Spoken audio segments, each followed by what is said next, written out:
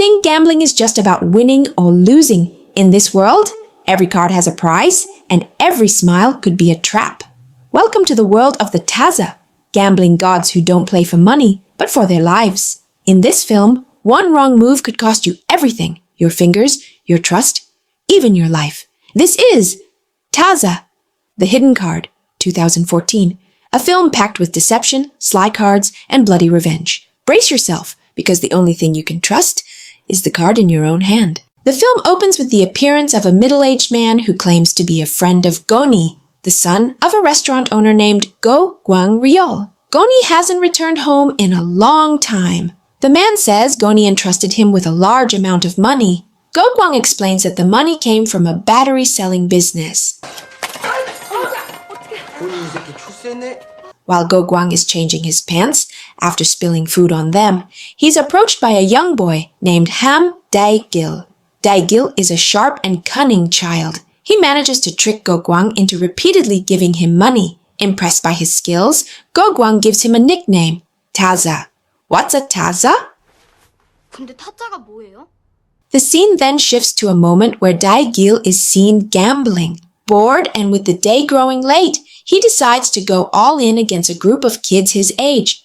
Dae-gil bets all his cards within a reasonable limit, forcing his opponent to run out of cards. Desperate, the opponent borrows more cards from a friend at 10% interest, and the game continues. In the final round, a chubby kid draws a powerful robot card, while Dae-gil ends up with a simple human card. The kid is certain he's won, until Dae-gil coolly explains that his human card possesses a water element, which in truth he meant as sweat. Still, Dae-gil turns the tables and wins the game. This is the moment when Dae-gil first becomes known as a true Tazza.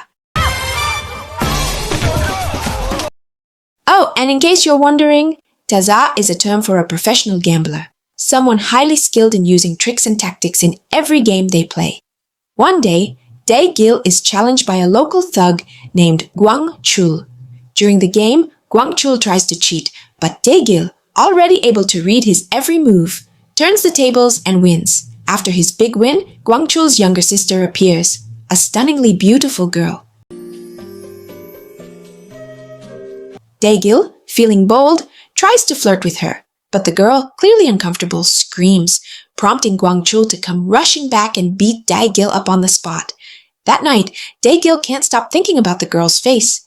As he nears home, he sees his grandfather rushing out of the house looking suspicious. It turns out the old man is heading to a casino, where he ends up losing everything. Enraged by his loss, the grandfather causes a scene and gets beaten up by the casino guards. Thankfully, Dae-gil arrives just in time to rescue him before things get worse. But there's nothing they can do. His grandfather had just lost his grandmother's entire savings, 50 million won. As they try to leave, one of the casino owners, Seo-jin, shows up. A fight breaks out, and in the chaos, Seo-jin is accidentally impaled on a metal rod while dodging a punch from Dae-gil. Panicking, Dae-gil and his grandfather flee the scene. Back at home, they hear that Seo-jin is still alive, but the situation has become too dangerous. Dae-gil's grandmother tells him to run and never come back. Left with no choice, Dae-gil agrees. Before leaving, he returns to see the girl he once tried to flirt with, just to ask for her name. Her name is Hu Mina. With a spontaneous proposal and one last glance, Dae-gil rides off into the unknown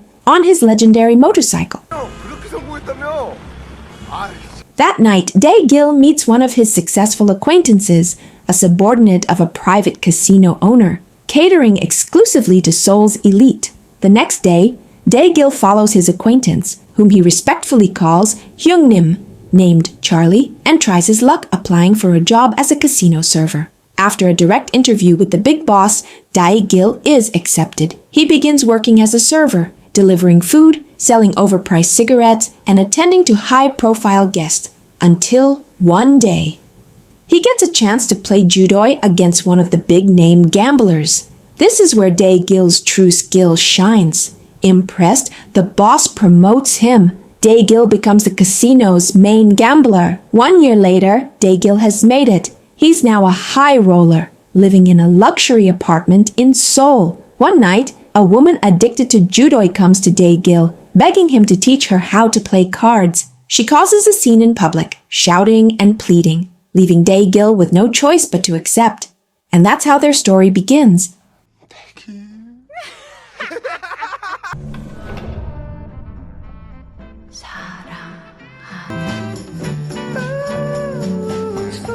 Meanwhile, the casino's top brass hold a secret meeting. Their next target? A woman named Madame Wu, who, unbeknownst to anyone, is actually Dae-gil's lover. Ironically, Dae-gil is assigned to lead the operation to trap her. The plan? Use psychological tricks to draw Jia-yeon, her real name, into betting everything she has. But just before the final phase, Dae-gil secretly meets Jia-yeon and begs her not to show up. 내일부터 여기 오지 마. 저 사람들 그럼 아무 일 없어. She vanishes for 3 weeks. The bosses grow restless, believing the plan has failed.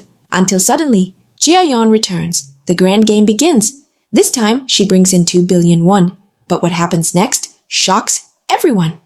Jia-yeon wins big, and all the casino executives who plotted against her end up bankrupt. Weeks pass, and they're still drowning in regret and ruin. One day, Charlie receives an offer, a massive loan, one last chance to bounce back with a decent bankroll. He invites Dae-gil to join him in finding a new target, a way to double or even triple their money. But when they arrive at the gambling den, Dae-gil is stunned. Their opponent is none other than Hoo-mina. In front of the crowd, Dae-gil and Hoo-mina pretend they don't know each other. Jang Go-shik, the casino owner, casually mentions that Hoo-mina is his niece. Something about this match feels different.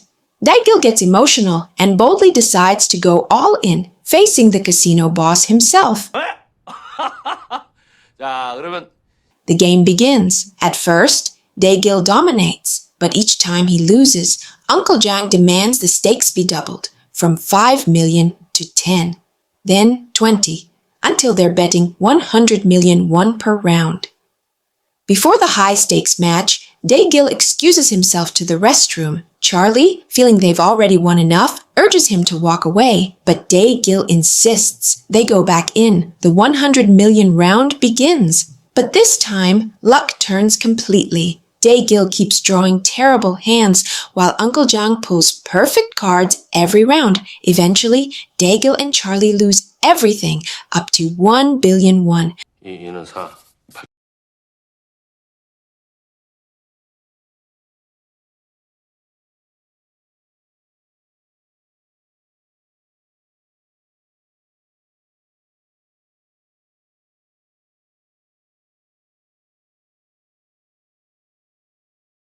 Permainan pun dimulai. Awalnya Dae-gil menang besar. Namun setiap kali kalah, Paman Jang selalu meminta taruhan dilipat gandakan. Dari 5 juta jadi 10 juta, lalu 20 juta, hingga akhirnya mencapai 100 juta won per babak. Sebelum taruhan besar dimulai, Dae-gil sempat minta izin ke toilet.